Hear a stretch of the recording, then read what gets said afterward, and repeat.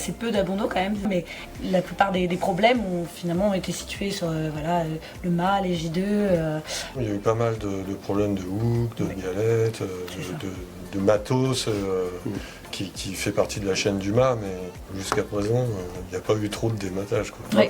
C'était vraiment terriblement injuste pour Pipard, ce dématage, parce que en plus, elle avait fait un scan du mât avant de partir, et le résultat avait été... c'est un des plus beaux mâts qu'on ait jamais vu, donc vraiment pas une chance que ce mât tombe, alors qu'elle faisait une belle course quand même.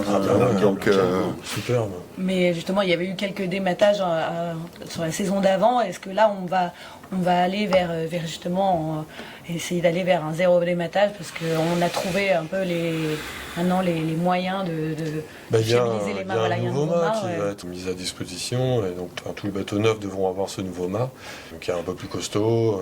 Voilà. Aujourd'hui, clairement, le mât est fusible sur la puissance des bateaux. C'est-à-dire que les bateaux à grand foil sont très facilement capables de faire tomber leur mât. Le mât V2 va repousser un petit peu cette limite, donc va permettre aux bateaux qui en sont équipés d'aller un peu plus vite et de tirer un peu plus fort, et on se retrouvera probablement à peu près à la limite du mât V2 aussi en réalité. Je pense que la fiabilité des mâts sur cette édition, il y a plusieurs choses.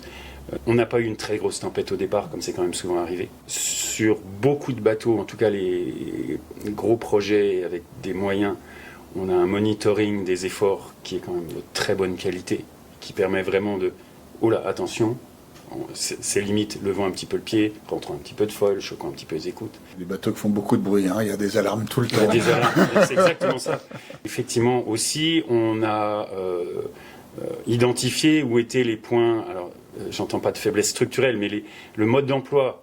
Alors d'abord, les mâts ont tous été vérifiés quand même, voire renforcés. Et en plus, le mode d'emploi est de plus en plus respecté. Typiquement, il faut garder un état de J3 tout le temps. Dans beaucoup de conditions, sinon le mât ne peut pas tenir autant de moments de redressement que si la passe était tendue. Donc on sait aussi bien se servir de l'ancien mât maintenant, quoi. Et vous expliquez comment toutes ces cases de hook ou justement d'axe de J2, c'est vraiment là aussi un problème au niveau des efforts Par rapport à ce qu'on disait tout à l'heure sur le fait que les marins acceptent d'avoir des bateaux un peu plus lourds, c'est vrai pour le bateau, à l'endroit où le centre de gravité, où c'est intéressant, mais par contre dès qu'on monte dans les hauts comme ça, c'est vraiment très pénalisant d'avoir du poids dans les hauts. Ça implique du poids dans le bulbe, ça rajoute de partout, des ballasts en moins, etc. Donc les hooks font partie des sujets qui restent une guerre complète à chaque gramme. Et donc, je pense que le résultat, c'est que c'est ce qu'on vivait un peu avant aussi, c'est qu'à force de toujours gratouiller, on trouve la limite. D'accord. Oui, c'est sûr. Et tout ce qui est autour étant plus raide, finalement, les hooks, c'est eux qui finissent par tout prendre, alors qu'avant, il y avait un peu d'amorti dans la souplesse des voiles, des écoutes, Maintenant, tout est raide, quoi. Les voiles sont hyper raides, les écoutes, les bateaux sont de plus en plus raides. Et donc, il y a forcément un moment, les pièces mécaniques qui... Pour donner un exemple de ce que disait Loïc à l'instant, grosso modo, quand les centres de gravité de ces bateaux-là sont tellement bas que quand on met 1 kg en tête de mât, pour respecter la jauge et compenser ce kilo qu'on a rajouté en tête de mât, il faut 10 kg dans la quille. Mais c'est pas une fatalité, hein. C'est l'histoire de l'IMOCA, c'est l'histoire des classes à développement. Des solutions seront trouvées, et puis avec quelques grammes en plus, les clubs de sécu, ils vont... Voilà, c'est l'histoire du Vendée Globe. C'est souvent sur effectivement des micro-détails, ces cases d'accastillage de hook, mais pour d'autres cas antérieurs, en particulier en classe 40, on était clairement dans des micro-détails de conception qui ont pu créer des dommages. Des dommages dans les pièces, et là on parle même pas d'un gramme pour résoudre le problème, quoi.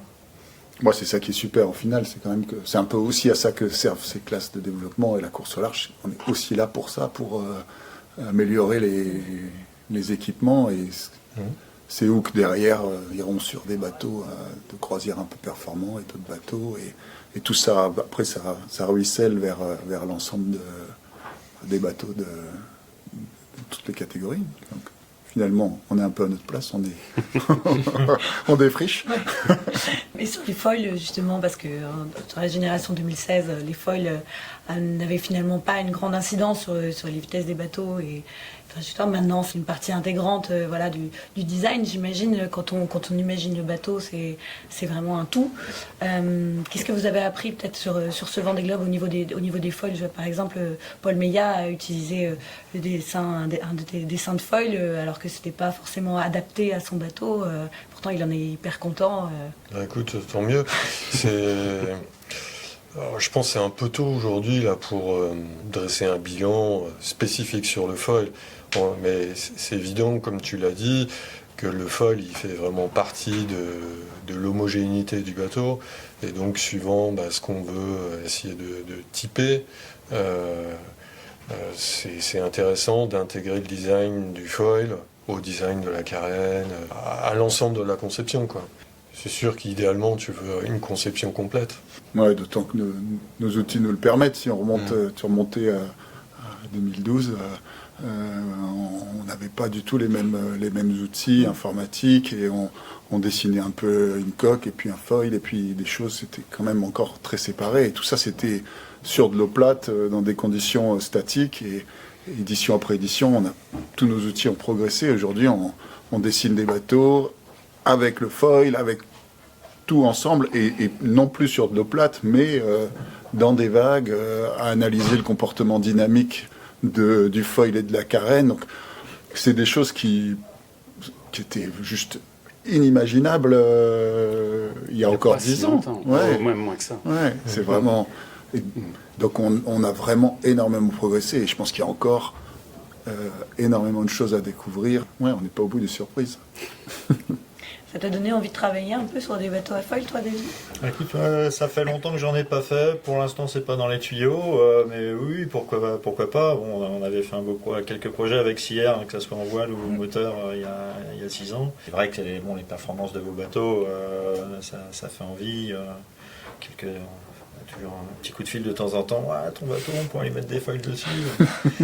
Donc, comme disait justement Sam, c'est toute une question d'homogénéité. Et je suis pas certain que là, ça matcherait très très bien. D'un autre côté, c'est intéressant de recycler les outillages aussi, et ou les plateformes existantes.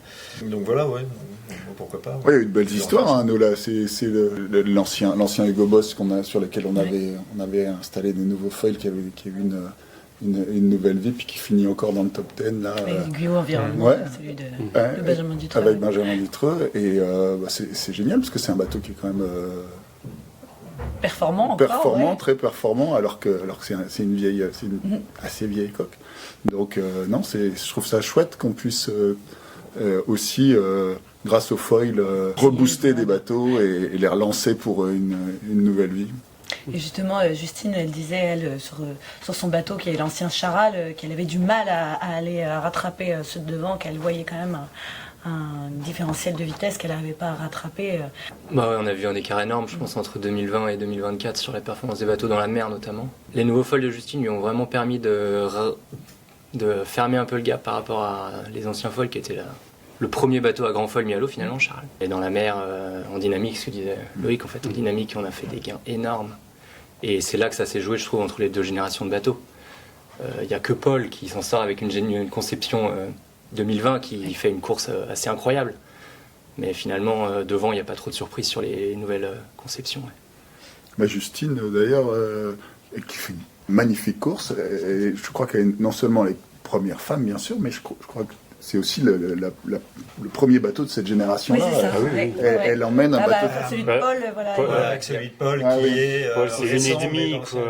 Ancien moule, quoi. C'est un ancien moule, mais avec une étrave modifiée quand même. Donc une étrave. En tout cas, les deux font des courses magnifiques avec des bateaux qui n'avaient pas forcément le potentiel, sur le papier en tout cas, de la place où ces skippers-là les ont emmenés, quoi. Sam Mouchal qui talonne Justine d'une demi-heure, il est pareil, une génération d'avant. Ça veut dire que ces bateaux-là ont encore potentiellement leur chance sur les prochains Vendée Globe quand même ou... Pour la victoire, je pense que ça va commencer à être compliqué. Mais par contre, pour faire des fins, oui, ça, pour performer, et de toute façon, un Vendée Globe, c'est tellement C'est une course tellement aléatoire qu'on ne peut jamais dire qu'un bateau de cette génération ne gagnera pas. Mais Non, mais typiquement, c'est Sur le des papier. bateaux qui restent extrêmement performants sur mer plate, on va dire, pour simplifier. Et donc, dans des conditions de transat ou de choses comme ça va rester des épouvantails, probablement, pour les nouveaux bateaux. Ouais, Sam Goutia, il avait fait un début de course phénoménal. Incroyable. Hyper impressionnant. Oui, absolument. C'est effectivement le passage dans la mer qui a été énormément amélioré dans la nouvelle génération de bateaux.